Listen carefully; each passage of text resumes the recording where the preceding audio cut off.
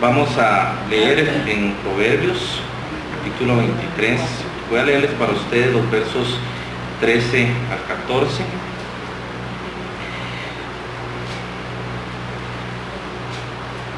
Amén. Dice: aplica tu corazón a la enseñanza y tus oídos a las palabras de sabiduría. No rehuses corregir al muchacho, porque si lo castigas con vara, no morirá. Lo castigarás con vara y librarás su alma del Seol. Vamos a orar. Padre, en esta preciosa mañana que nos has dado tan caliente, te damos gracias. Te damos gracias por ese sol que no discrimina a nadie, sobre buenos y malos sale, sobre justos e injustos también viene la lluvia que nos refresca. Y gracias te damos porque en ti no hay acepción de personas. Tus bendiciones han sido derramadas sobre todos y tú eres maravilloso. Ahora guíanos hoy para que entendamos tu palabra, para que podamos comprender lo que tú nos dices y para que podamos hacer lo que tú dices, para que seas tú glorificado y no nosotros ni nuestros pensamientos. Te pedimos esto, amado Padre, en el nombre de Cristo Jesús, y te damos gracias. Amén. Amén. El domingo pasado estuve hablándoles sobre este pasaje, pero estuvimos viendo otros textos acerca de la disciplina. Y hoy quiero que hablemos, enfaticemos sobre esto de castigar con vara, por una razón, porque vamos a ver algunos pasajes bíblicos muy interesantes acerca de cómo se maneja esto. Quiero decirles que el texto de Proverbios tiene alrededor de 3.000 años. ¿Okay? Estamos hablando de 3.000 años de diferencia. No es lo mismo cuando Salomón escribió, cuando él estaba escribiendo, ahora. O sea, la diferencia en lenguaje ha variado bastante y a veces tenemos que tener un poco de cuidado con eso. Ha surgido en nuestra sociedad una ideología acerca de la educación, donde los niños o los jóvenes hay que permitirles hacer todo, tiene que ser permisivo. La Biblia no permite o no ha dicho o no enseña que sean permisivos, pero tampoco nos dice que debemos ser agresores. ¿Okay? Entonces hay una combinación bíblica que nos enseña cómo se maneja esto. La palabrita aquí en el versículo 13 dice: no rehuses corregir al muchacho, porque si lo castigas con vara, no morirá. Tiene un énfasis muy interesante. Ya habíamos hablado y yo les había explicado que el término vara viene de un término hebreo que es shevet, que significa sobresaliente o tribu, lo que está arriba, es lo primario. ¿Okay? Entonces la vara era lo que dirigía algo. La vara pasó a ser la vara del pastor, de ahí es donde viene la indicación, es el callado. Lo tienen los reyes, tuvieron ese cetro, se le dice. En el Salmo capítulo 2 dice que Jesús viene con un cetro de oro, y a veces lo imaginamos como el rey de Inglaterra, ¿verdad? Ese cetro con una bola arriba y todo de oro, pero realmente la figura de la Biblia es un callado de pastor, es un palo, ¿verdad? Pero la parte de arriba la doblan, no es que es así, ellos lo doblan cuando está verde y le hacen una curva. Ese es el callado. Ahora, ¿por qué tenía esa curva? Por una razón, tenía varias funciones el callado.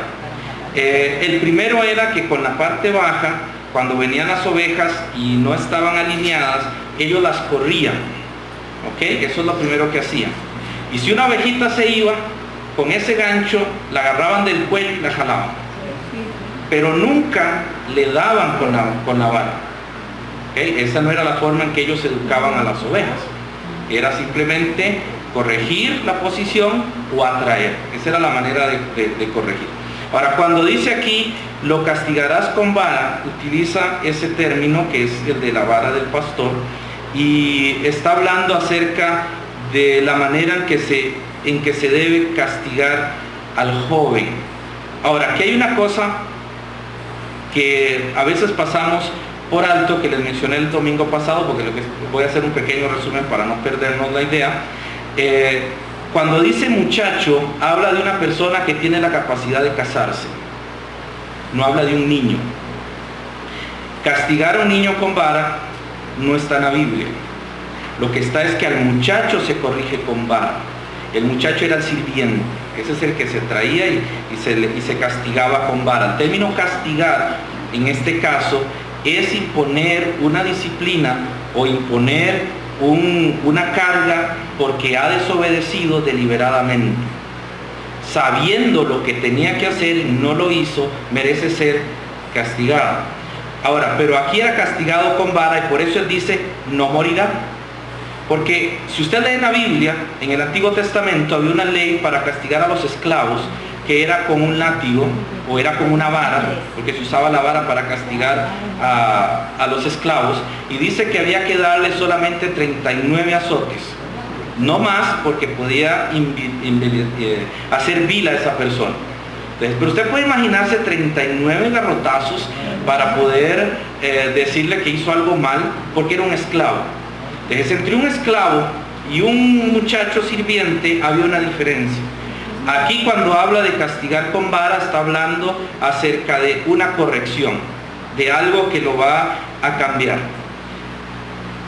Vamos a buscar en Isaías capítulo 11, porque allí tenemos cómo el Señor Jesús en el reino milenial va a juzgar la tierra. Y esta profecía que se le da al Señor Jesús incluye algunas cosas muy interesantes sobre la disciplina. En el versículo 3 al 4, ¿ok? Versículos 1 y 2 nos habla del tronco de Isaí, del vástago que retoña sus raíces y que sobre él reposa el Espíritu de Jehová, ¿verdad? Está hablando de Jesús. En el versículo 3 dice que le hará entender diligente en el temor de Jehová. No juzgará. ¿Cómo no va a juzgar? Según la vista de sus ojos, ni arguirá por lo que oigan. ¿Cómo regularmente se castigaba o se ha castigado a los niños cuando hacen una travesura? Si usted observa aquí, Jesús no va a castigar porque alguien le dice que hizo algo mal, ni tampoco lo va a hacer porque él pensó por la vista que iba a hacer algo mal, sino que en el verso 4 dice que va a juzgar con justicia a los pobres y arguirá con equidad por los mansos de la tierra, y herirá la tierra con la vara de su boca, y con el espíritu de sus labios matará al impío. Ahora, cuando usted observa bien acá y observamos bien esta parte, la disciplina incluye varias cosas. A un joven, a un niño, se disciplina primero escuchando y viendo, nunca actuando y después preguntando. Siempre se pregunta antes de actuar. Pero los seres humanos somos seres falibles. Como seres falibles, nosotros actuamos por emociones. Y cuando los hijos hacen algo indebido, lo primero que resulta en el corazón es el enojo. Esa es la primera reacción humana. Y del enojo viene el chancletazo, ¿verdad? Entonces, los niños tienen que adquirir temor por esa actitud. Y los niños comienzan a no contar nada. ¿Ok? Regularmente los niños comienzan a hacer las cosas en secreto, porque comienzan a tener miedo. Ahora, usted no puede corregir lo que no sabe. Usted no puede corregir lo que no entiende. Por eso aquí en Isaías capítulo 11, las dos áreas que Jesús va a emplear, o que Jesús va a establecer, es escuchar y ver. Es un análisis de la situación. Dios es justo y lo que Él va a hacer tiene justicia. Ahora, ¿Dios cómo va a castigar al pecado? Dios no va a decir, es que toda esta gente me cae mal, qué desobedientes que han sido. No, hay una ley, hay un reglamento, que es la ley de Moisés, y la ley es la que rige toda la norma de lo que es la justicia y la santidad de Dios. La ley de Moisés nadie la puede cumplir, nadie la podemos cumplir. Es demasiado elevada y demasiado alta para poder cumplirla. Entonces la ley de Moisés es tan alta y tan santa que demanda la muerte del que peca. Pero cuando Jesús va a regir, Él va a aplicar un conocimiento que las personas van a tener. ¿Qué tiene que ver todo esto con la educación de los hijos? Que ellos tienen que entender qué están haciendo. sea, no se puede corregir cuando alguien no entiende lo que está haciendo. Tenemos que tener en cuenta que las palabras que usa la Biblia son palabras que tienen un sentido propio en un contexto cultural. Volviendo a Proverbios capítulo 23, usted va a encontrar allí la palabra castigar, que ya les mencioné más o menos qué significa, pero tiene sentido exacto de aplicar con rigor una corrección a quien es desobediente. Esa es la idea de castigar. O sea, aplicar con rigor algo por alguien que ha desobedecido a sabiendas, adrede, con conocimiento, ha hecho lo que no estaba permitido. ¿Okay? Entonces, merece ser reprendido, merece ser castigado. Ese es el castigo. La ley, las leyes humanas dicen que la persona que roba merece ser castigada. El asesino merece ser castigado. Cuando la ley no cumple eso, no hay castigo. El castigo dice que tiene que ser corregido con severidad. Ahora, cuando habla de un muchacho, y aquí creo que cambia un poco la perspectiva, no nos está hablando de un niño, no nos está hablando de una persona pequeña, nos está hablando de alguien que entiende, de una persona que tiene el uso de la razón, que puede comprender. Cuando ya los niños comienzan a entender, se pueden poner o imponer castigos que son entendibles por ellos, que toda infracción comete o produce una consecuencia mala. Ahora, este castigo que se le hace a ese muchacho, que no es para un niño, está hablando de una corrección por un mandamiento expreso que se le ha dado. Ustedes saben que en los hogares cristianos, todos los hogares, no importa que sean o no cristianos, hay normas para vivir en el hogar. El problema es que los padres a veces suponen que como ellos saben las normas, los hijos tienen que saber las normas. Entonces, se da por un hecho que los hijos tienen que saber las normas. Los hijos no saben las normas. Los hijos están aprendiendo las normas. Entonces los padres tienen que dedicarle el tiempo a enseñarles las normas. Cómo funciona el hogar. Y de acuerdo a eso puede venir una disciplina, puede venir un castigo. No es algo que se da sin que él haya entendido eso. Entonces, Proverbios 23, de 13 al 14, no habla de un hijo nacido en casa, porque esa no es la idea de Proverbios. Está hablando de un sirviente que no es familiar. Tampoco nos está hablando de un castigo que pueda afectar el alma y el corazón del muchacho o del delincuente juvenil. La idea no es hacerle daño. ¿Qué es lo que dice Proverbios? Que le va a librar el alma del Seol. Es corregirlo, no es quebrantarlo. Cuando una persona, cuando un joven es agredido, se quiebra su espíritu. Hay dos formas en que se entrena un animal, como les había explicado el domingo anterior.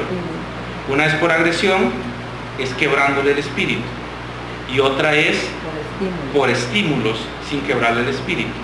Ahora, cuando a un niño o a un joven se le quiebra el espíritu, no se puede esperar obediencia de él. ¿Por qué no se puede esperar obediencia? Porque el espíritu está quebrado. Si el espíritu está quebrado, no se puede esperar obediencia. Los hijos no van a ser obedientes si su espíritu está herido. Ustedes pueden imaginar, voy a contarles una historia para que no sea imaginativo.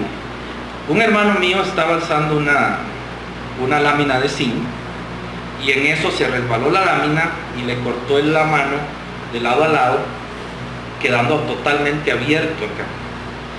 Él fue al doctor y toda la situación, pero esa mano que quedó con esa herida llegó a sanar, hizo una cicatriz, y él tiene este dedo, el dedo pequeño, lo tiene en esta posición.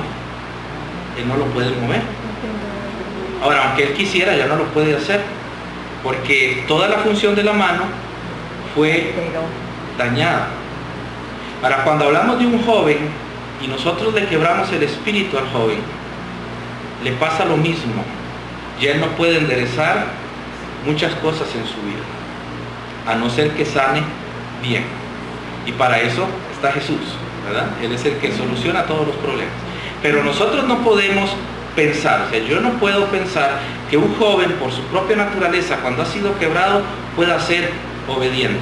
Cuando usted ve a los delincuentes en la calle, cuando usted ve a la gente haciendo todas las cosas malas, piense cómo tuvo que haber sido su vida, la vida de ese joven, para llegar a ser lo que es. Cómo fue la familia y cómo fue la forma en que fue educado, al punto que él llegó a quebrar su espíritu, que ya no le importaba qué decía la sociedad, ya no le importaba lo que le pudiera pasar, ya no le importaba hacer daño a otra persona. Porque cuando ya yo no pienso en el daño ajeno, es que mi espíritu está dañado. Y eso a veces sucede con la agresión. La familia cristiana, cuando educa a los hijos y lo hace, tiene una forma explícita en la palabra de Dios. Y por eso vamos a ver lo que dice el Nuevo Testamento. Porque el Antiguo Testamento, recuerde que está bajo la ley, y muchas cosas las dice bajo la ley. Entonces el castigo que merecían las personas era un castigo que incluso incluía la muerte. En la Biblia la infidelidad nunca, en la Biblia nunca la infidelidad fue tolerada. Ella estaba condenada con la muerte. No había un solo pecado de los 10 mandamientos que no estuviera condenado con la muerte. Esa era la manera en que actuaba en aquella época sin la gracia. Pero ahora que estamos en la gracia de Dios, es distinto la manera en que hablamos. 1 Corintios capítulo 13, versículo 11.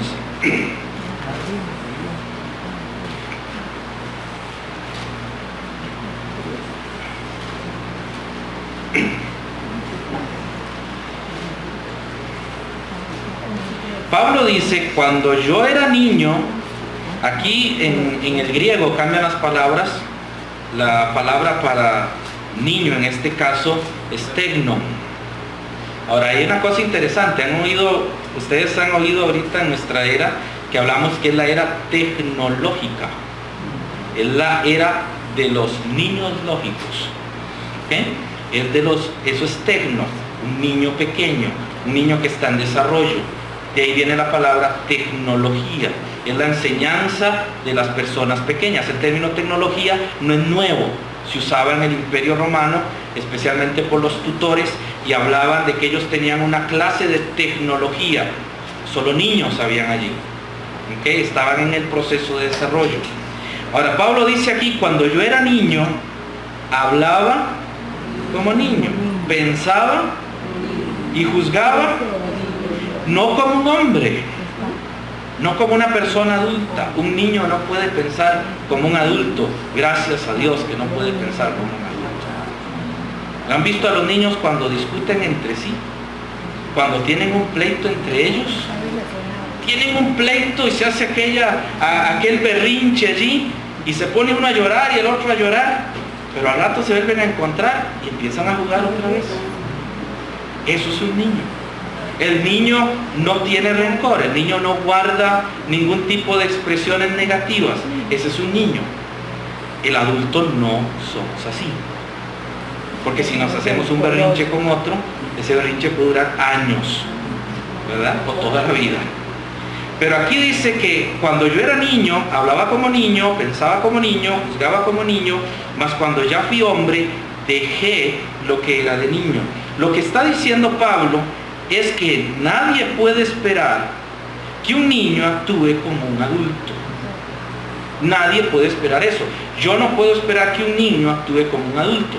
Las iglesias, cuando van creciendo y tienen niños, deben tener una clase de niños, porque no nos podemos enojar porque un niño que está en nuestra iglesia y se pone a caminar de aquí para allá o se pone a hablar, lo haga. Es un niño.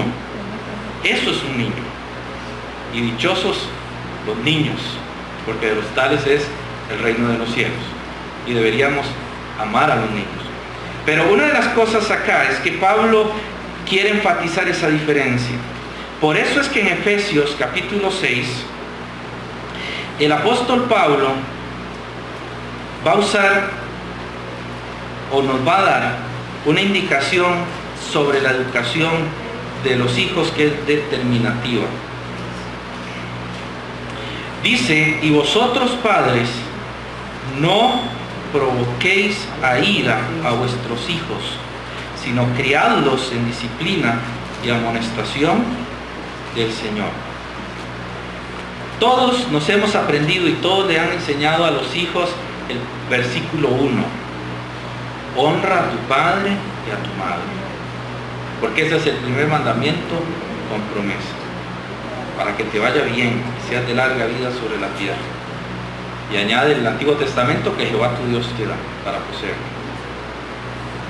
Pero aquí Pablo, cuando dice eso, después pasa a decir: y vosotros, padres, no provoquéis a ira.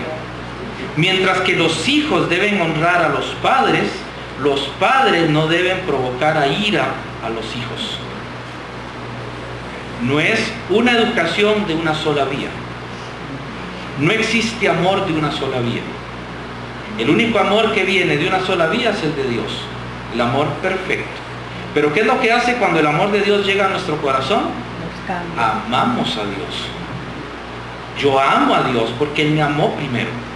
Ahora, la expresión de que a mí me amen es porque yo amo. Si yo no amo, no voy a esperar que me amen. Va a ser un poco difícil que eso pase. Ahora, Dios dice aquí por medio del apóstol Pablo: no provoquéis a ira a los hijos. El verbo provocar a ira es una sola palabra. No es dos palabras. Y esa palabra es encolerizar. Lo que Pablo está diciendo es: no encolericen a sus hijos. Ahora, la pregunta básica es: ¿cuál padre no ha hecho enojar a su hijo alguna vez? Eso hasta que nos pesan en los hombros, ¿verdad? Nosotros que fuimos hijos, todos hemos sido hijos. Aquí no hay nadie que no haya tenido un progenitor o una persona que haya estado allí, y es el producto de los padres. Hayan estado o no presentes en la vida, es el producto de un padre y de una madre. La Biblia lo que está diciendo, Pablo lo que está diciendo es que no excitemos a la ira o provoquemos a los hijos a enojarse.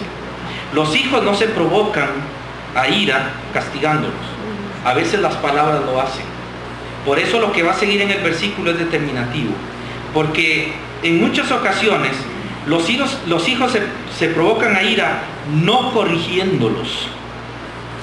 Un hijo sin corrección, un hijo sin disciplina, un hijo sin un camino correcto, se provoca ira. Deje usted a un niño sin educación. ¿Cómo termina? Termina grosero, termina enojado, termina no queriendo a nadie y queriéndolo todo para él, se hace egoísta. Porque si no hay corrección, ¿qué es lo que va a suceder con ese muchacho? Se provoca ira. Provocar a ira es no solamente corregirlo inadecuadamente, sino que también es no hacerlo. Búsquese, por favor, Proverbios 29:15. Ahora usted va a ver Proverbios desde otra perspectiva. Porque cada vez que lea Proverbios y vea la palabrita vara, usted se va a dar cuenta que es distinto el sentido. Proverbios 29:15. La vara y la corrección dan sabiduría, mas el muchacho avergonzará a su madre. ¿Han visto a esos niños que hacen berrinches y que los padres, la madre no tiene control sobre ese hijo? Ahora, mucha gente dice: yo no siento vergüenza que mi hijo haga eso, que mi hija haga eso, yo no siento vergüenza. Pero la Biblia no está diciendo que va a sentir vergüenza. La Biblia está diciendo que va a avergonzar. ¿Para qué es la vergüenza? La vergüenza no es esa incomodidad que nos hace subir los colores. Esa no es la vergüenza. La vergüenza es ser atrapado en lo que es incorrecto. Así usted tenga una emoción o no la tenga. Por eso dice la Biblia que cuando Jesús venga se avergonzará de muchos. ¿Por qué Jesús se va a avergonzar de muchos? De muchos creyentes. Se va a avergonzar de muchos creyentes porque Él va a sentir en sí mismo que, habiendo llevado los pecados de todos, no quisieron vivir como Él quería que viviéramos. Ahora, la vergüenza es esa acción de que está algo mal y está descubierto. El que se avergüenza realmente es el que ve, no el que comete la acción. Aquí dice que la vara y la corrección, y observe que están pegados los dos, tanto el término vara y corrección. Entonces está hablando de que la sabiduría viene por una enseñanza correctiva, mas el muchacho consentido, y me gusta esa palabra porque la palabra consentido en el texto de Proverbios, en el hebreo, es dejado a su cuenta, que haga lo que quiera. Mas el muchacho consentido avergonzará a su madre. ¿Qué es lo que ha sucedido con nuestras sociedades y con la psicología moderna? Han hecho cosas buenas, y yo no voy a negar que han hecho cosas buenas. Defender en contra de la agresión, está bueno estar en contra de la agresión. No es bueno agredir a nadie. Es malo agredir a otra persona. Pero también es malo dejarlo hacer lo que quiera. ¿Han visto lo de la ideología de género? Están dejando hacer lo que quieran y ahora le hablan derechos donde no hay derechos, donde no existen los derechos. Se están inventando derechos donde no hay derechos y se les hace una mezcolanza, porque si hablamos que la ideología de género, la ley permita o dé lugar a que haya un matrimonio homosexual, tiene que dar lugar que un varón que se siente o que quiere ser mujer compita con las mujeres en una competencia deportiva. Sin embargo, eso no lo van a permitir, porque físicamente son diferentes. Tampoco van a permitir que un hombre pueda entrar a boxear contra una mujer. Eso estaría totalmente ilógico. Pero cuando se habla de ideología de género, se empieza a poner una serie de cosas para que hagan lo que quieran con ciertas áreas de su vida. Por eso dice Pablo, no provoquéis a ira. Hay que poner disciplina, hay que poner un parámetro para que todo salga bien. Y Pablo allí en Efesios, volviendo a Efesios capítulo 6, versículo 4, dice que no provocar a ira a vuestros hijos, sino criadlos. La palabra criar acá es criar de una manera muy interesante. Esa palabra es muy significativa porque en el griego, en la parte que Pablo utiliza acá, se utilizaba mucho para lo que era una nodriza, no tanto para la madre como para la nodriza. La nodriza era la que le decía los padres: usted me va a criar a mi hijo. La palabra criar tiene la idea de entrenar, dirigiendo y sustentando al niño. Y muy curiosamente incluye la idea de que se hace con caricias, con mucho amor, con mucha delicadeza. En griego, cuando nos dice eso, tiene toda esa connotación.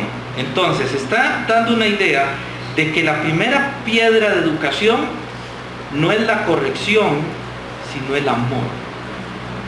Yo corrijo y usted debe corregir en amor. Gracias a nuestro Salvador Jesús, que Él nos corrige en amor.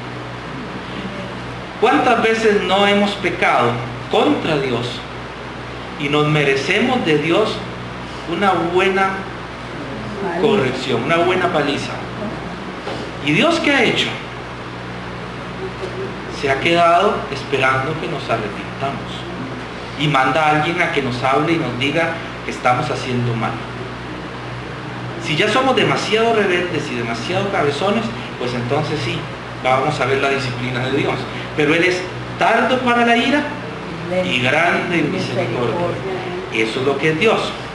Ahora, cuando Pablo dice esto, el castigo, y vamos a verlo más adelante qué significa eso, es solamente cuando el muchacho quiere desobedecer por elección propia.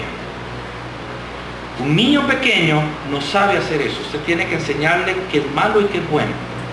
Ponga un niño pequeñito, siéntelo en su sillita y póngale una candela encendida. ¿Qué es lo que va a hacer ese niño? La va a agarrar. ¿Por qué la va a agarrar? Porque él no sabe que duele. Pero cuando la agarra y le duele, ahora, ¿va a volverlo a hacer? Pregunto, ¿es una buena manera de educar a un niño que se queme primero para que se dé cuenta de lo que duele? ¿Cuántos han hecho que sus hijos se quemen primero para que se den cuenta lo doloroso que es? ¿Verdad que les indicamos que no lo haga porque duele y él lo aprende? Él no necesitó que fuera agredido con eso. Nosotros aprendemos por formación, por eso dice criadlos, es un entrenamiento constante. Y aquí viene las otras dos palabras que regularmente nos brincamos cuando leemos a Pablo. La siguiente que sigue ahí en Efesios 6:4 es que se cría en disciplina. Las iglesias regularmente, históricamente, han tenido que la disciplina es un castigo. Recuerdo hace muchos años, bastantes años, en la iglesia donde me crié con mis padres, había una ley, había una norma para la disciplina de los hermanos en la iglesia. El hermano que estaba disciplinado se sentaba atrás. Entonces todo el mundo llegaba a la iglesia y se sentaba adelante. Porque si se sentaba atrás, estaba en disciplina. Esa era la manera en que evidenciaban que él estaba en disciplina. Lo sentaban atrás, ¿verdad? Entonces, la gente tenía temor de hacer ciertas cosas o de pecar, ¿verdad? Porque había temor. En cierto grado estaba bien porque se evitaban ciertas cosas, pero cuando la Biblia habla de disciplina, no habla de exponer a alguien a la vergüenza pública, ni habla de exponer a alguien al dolor. La disciplina tiene una característica. La disciplina se usa mucho en el ejército. En los ejércitos se utilizan mucho el término disciplina. Pero para que un soldado sea disciplinado, su coronel o su jefe o lo que esté al frente tiene que ser disciplinado. Y él es el que va adelante y les dice cómo deben moverse y qué es lo que deben hacer. Y el soldado observa y el soldado aprende. Y el soldado va haciendo exactamente lo que le dice su capitán. Él va aprendiendo. Eso es la disciplina. En griego es una palabrita que nos está hablando de una formación donde yo juego con el niño. El niño aprende cuando él imita. ¿Usted cómo le enseña a usar la cuchara al niño? ¿Verdad que cuesta enseñarle a los niños a usar una cuchara?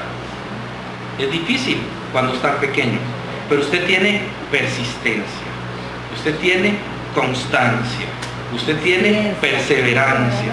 Y al final, ¿cómo aprende ese niño? ¿Aprende mal o aprende bien? Aprende como usted le enseñó. Algunos comen de una manera, otros comemos de otra. Es una manera en que todos hemos aprendido de nuestra familia, de nuestros padres. Algo tan sencillo como aprender a comer. Pero detrás de esa cuchara que usamos todos los días, hubo una madre que se esforzó pacientemente para enseñarnos a comer. Eso es disciplina. Es mostrar y hacer un hábito en una persona. La disciplina por eso siempre va acompañada de corrección. Haz esto, no, así no se hace de esta manera. El niño tiene que aprender a hacer las cosas, porque si no, no lo va a lograr hacer. En Efesios 6:4 Dios está motivando, es el que estamos leyendo, está motivando a la disciplina cristiana porque regula el carácter. Usted nace con un temperamento y eso es inevitable cambiarlo. Ese es lo que es usted, esa es su personalidad. Dios le dio a usted un temperamento. Hay temperamentos explosivos, hay temperamentos que inmediatamente son como el volcán Turrialba, impredecible, no sabemos cuándo va a ser erupción. Así hay muchos temperamentos. Hay temperamentos pasivos, extremadamente pasivos. Ese es el temperamento. Eso usted no lo puede cambiar en un niño. Él es así fue hecho, así estaba creado, así era el diseño, así era el modelo, así vino. Ese es el temperamento. Pero cuando la Biblia habla de carácter, habla de la capacidad de dominar el temperamento. El niño debe aprender a dominarse a sí mismo. Yo debo aprenderme a dominarme a mí mismo. Pero usted y yo tenemos que aprender a conocernos. Si usted es explosivo, debe aprender a dominar eso. Si usted es pasivo, debe aprender a dominar eso. Si nosotros somos sociales o somos antisociales, no importa cómo seamos, tenemos que dominar nuestras acciones y tener control de todo lo que hacemos.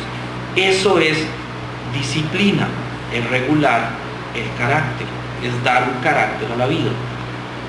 Yo soy disciplinado cuando tengo un carácter que va creciendo. Y les doy un secreto. Usted nace, usted nació, usted está creciendo, usted ha seguido creciendo en ese desarrollo del carácter y morirá sin haberlo completado. Siempre vamos a luchar con nosotros mismos. Por eso es que yo una vez les decía a ustedes en el estudio del perdón, hace ya 2 años más o menos, que cuando yo señalo a alguien y yo hago esto, tengo 3 dedos que me señalan a mí y hay uno que señala a Dios. Siempre que señalo a alguien, me afecto yo y ofendo a Dios.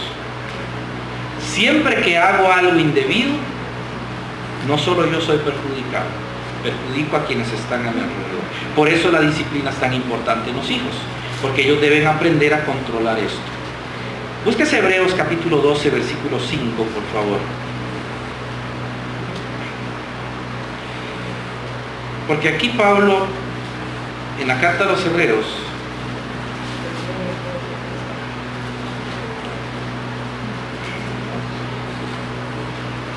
vamos a leer el versículo 5 hasta el versículo 8.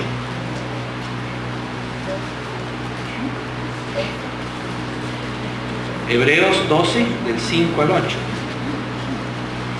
Dice: y habéis ya olvidado la exhortación que como a hijos se os dirige diciendo: hijo mío, no menosprecies la disciplina del Señor, ni desmayes cuando eres reprendido por Él. Porque el Señor al que ama, disciplina. ¿y qué hace? Azota A todo aquel que recibe por hijo. Vea que los textos que está mencionando son 2. Job 5:17 y Proverbios 3 del 11 al 12. Así que estamos en un contexto donde no es meramente azotar. Hay algo que debe corregir. Versículo 7. Si soportáis la disciplina, Pablo no usa ahí castigo ni tampoco azote, Dios os trata como hijos. Porque ¿qué hijo es aquel a quien el padre no disciplina? Pero si se os deja sin disciplina, de la cual todos han sido participantes, entonces sois bastardos y no hijos. Sois hijos ilegítimos y no hijos. Porque cuando no puede haber una corrección, una disciplina, no hay amor. Si hay agresión, no hay amor. Eso no es disciplina. Pero si hay tolerancia excesiva, tampoco hay disciplina. La disciplina es un balance entre la corrección y entre la tolerancia. Es un balance.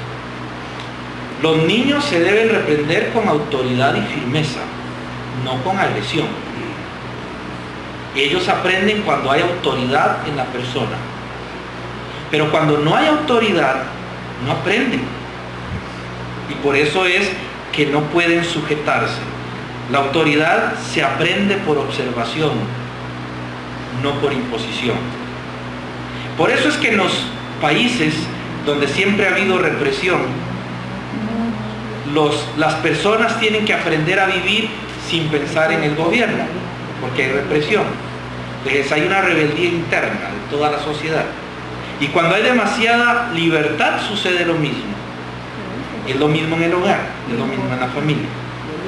Ahora, Pablo dice que es en disciplina. ¿Y cuál es la última palabra en Efesios capítulo 6, versículo 4? En disciplina y amonestación. Amonestar es llamarle la atención a alguien, es reprenderlo con serenidad y con una advertencia. La amonestación es cuando llamo a alguien, cuando usted llama a alguien y le da un consejo y le dice: no creo que usted deba hacer eso, le recomiendo que evite tal cosa, le recomiendo que sin enojarse, sin tratar de buscar un conflicto, usted está amonestando. Esa es la amonestación. No se refiere a una regañada. Una cosa es una regañada, otra cosa es una amonestación. Ahora, Viene una pregunta básica en este aspecto. ¿Está mal pegarle a los hijos cuando hacen algo indebido?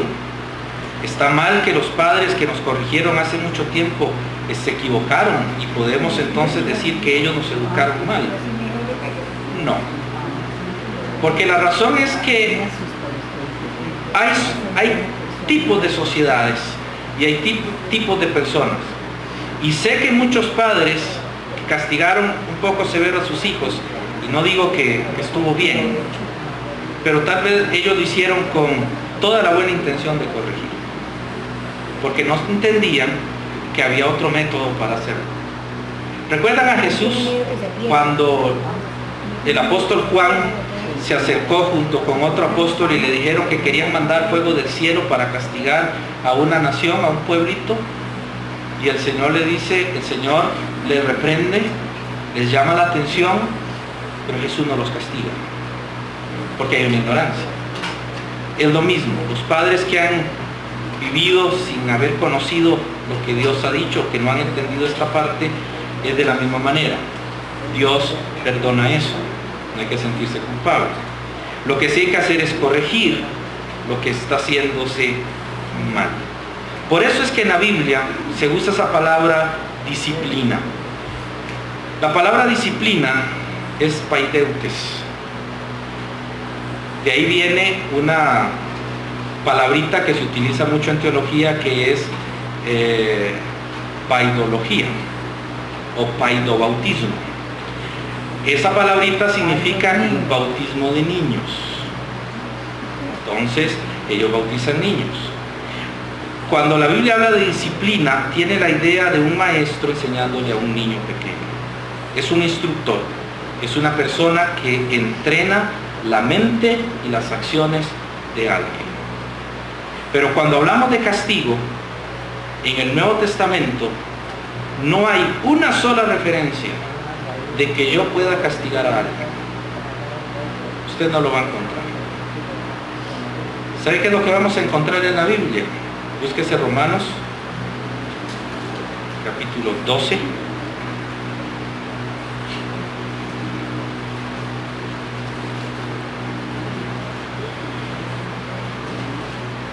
Versículo 19.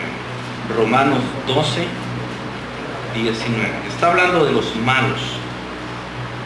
Está hablando de la gente que nos hace daño, de la gente que se porta mal, de la gente que nos hiere profundamente. Romanos 12, 19. No os venguéis vosotros mismos, amados míos, sino dejad lugar a la ira de Dios, porque escrito está: mía la venganza, yo pagaré, dice el Señor. No tengo la autoridad de castigar a nadie. Ni el pastor ni los padres tienen la autoridad de castigar, porque la palabra castigar tiene que ver con un hostigamiento. La palabra castigo viene del griego flagelo. ¿Saben qué es un flagelo?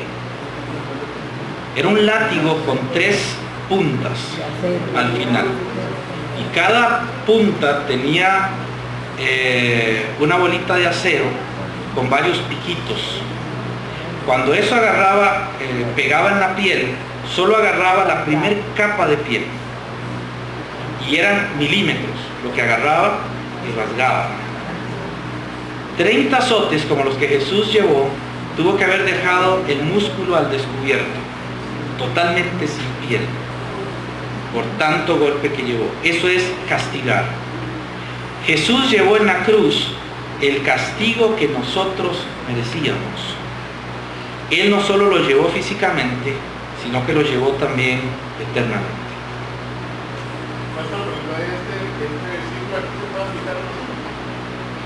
¿Cuál, perdón? En parte sí. En parte sí, en parte no, porque aquí está hablando de lo que es el castigo del Señor hacia eso. Lo estoy usando como un ejemplo para que nosotros y las personas que tienen hijos no vean en sus hijos un enemigo. Sé que hay familias donde tienen hijos que han sido dolorosos en la vida, hijos rebeldes, hijos que han hecho daño en la familia, y los padres no saben qué hacer. Pues lo que tienen que hacer es dejar al Señor hacer su trabajo y no meterse en esa área. Hay cosas que ya no podemos cambiar, porque lo que la Biblia enseña es que los padres corrigen a los hijos hasta que ellos son muchachos. Cuando son muchachos ya no se pueden corregir, ya lo que son, ya están formados. Y cuando un muchacho ya se enamora, ya un muchacho se quiere casar, ya eso es lo que es él, es responsabilidad de él. Y por eso es que los padres tienen que corregir los niños, porque ya el hijo, cuando es adulto, todo lo que haga no es responsabilidad de su papá ni de su mamá. La psicología en algunos casos dice es que la sociedad, lo que usted ha vivido, la familia, el ambiente familiar, no, eso no existe. Cuando una persona ya tiene uso de razón y tiene la capacidad de tomar decisiones, es responsable de sus actos. Pero ya ahí ya no puedo entrar, ni puede entrar nadie a corregir eso. ¿Qué es lo que hace un padre? Si tomamos este texto como ejemplo, que es un texto acerca de la gente que no nos quiere, que no es nada de nosotros, que no es familia, y personas así yo tengo que entregárselas al Señor, ¿cuánto más a nuestros hijos? ¿Cuánto más a nuestra familia? ¿Cuánto más a la familia que no ha querido sujetarse al Señor se los tengo que dejar a Él? Esa es la parte esencial de todo esto. Porque cuando los hijos son adultos, ya no hay manera de cambiarlos. Para terminar, porque ya se me fue el tiempo, solamente quiero que vayamos a Hebreos capítulo 12, donde estamos allí, pero los versos 1 al 3, porque cuando Pablo habla aquí de la disciplina,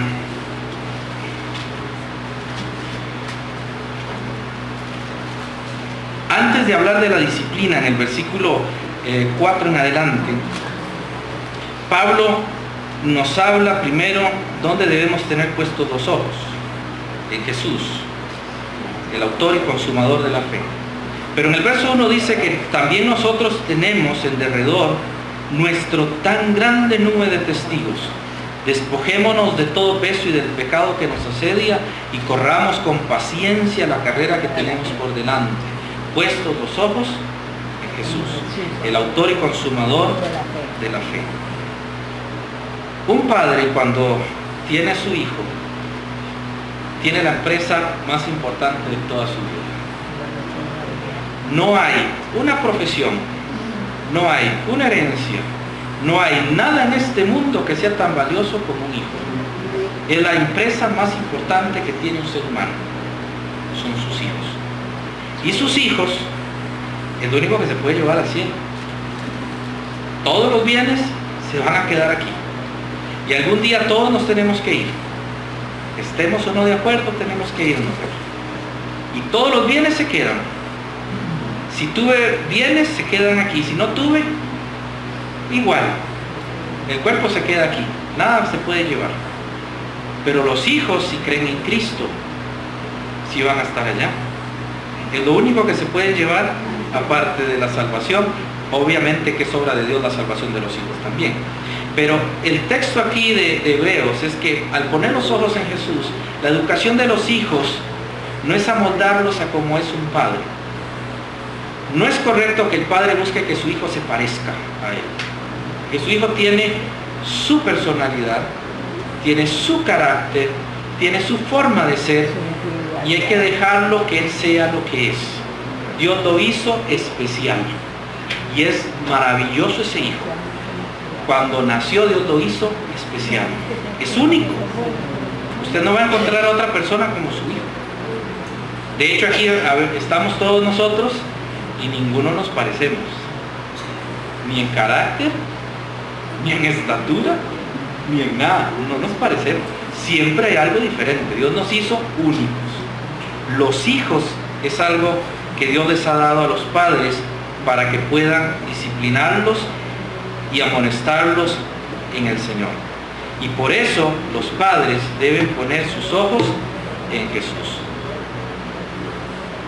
La Biblia nos dice que las consecuencias de la desobediencia son muy graves.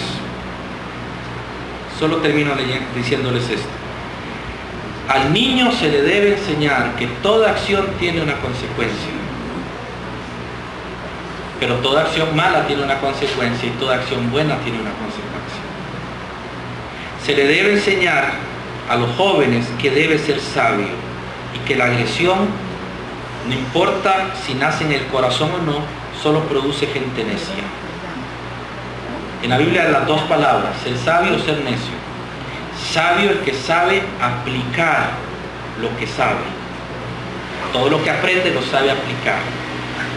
Lo necio es el que no sabe aplicar lo que sabe. Así que la disciplina física que los padres aplican a los hijos, ¿pudieron haber dado una vida correcta? Depende cómo ese muchacho o ese hijo pudo haber enfocado eso. Pero la disciplina y la corrección siempre van a producir razonamiento. Enséñenles bien a sus hijos. No se les olvide la palabra de Dios. Cada vez que se levantan a la mañana, lean la palabra de Dios. Cada vez que tenga la oportunidad, léale la palabra de Dios. Cada vez que usted tiene a sus nietos, léale la palabra de Dios. Porque el único que cambia los corazones no es ni la faja ni el carácter del Padre, es la palabra de Cristo Jesús la que transforma el corazón de las personas. Y si esta palabra no está, no importa qué tanto nos esforcemos por corregir, nunca se va a corregir. Ahora, si el hijo ya es grande, ore. Es padre, es madre. Dios nunca va a dejar su oración sin contestar. Y tarde o temprano su hijo o su hija, si no está en los caminos de Jesús, va a ser confrontado con la palabra de Dios y tendrá que tomar una decisión. Y va a ser la respuesta a su oración. Pero ámelo, no lo deje de amar. Siga amándolo y aceptándolo. Es su hijo. Es la persona a quien Dios ha puesto para que el amor suyo pueda ser reflejado por medio de ustedes. Puestos de pie, vamos a orar.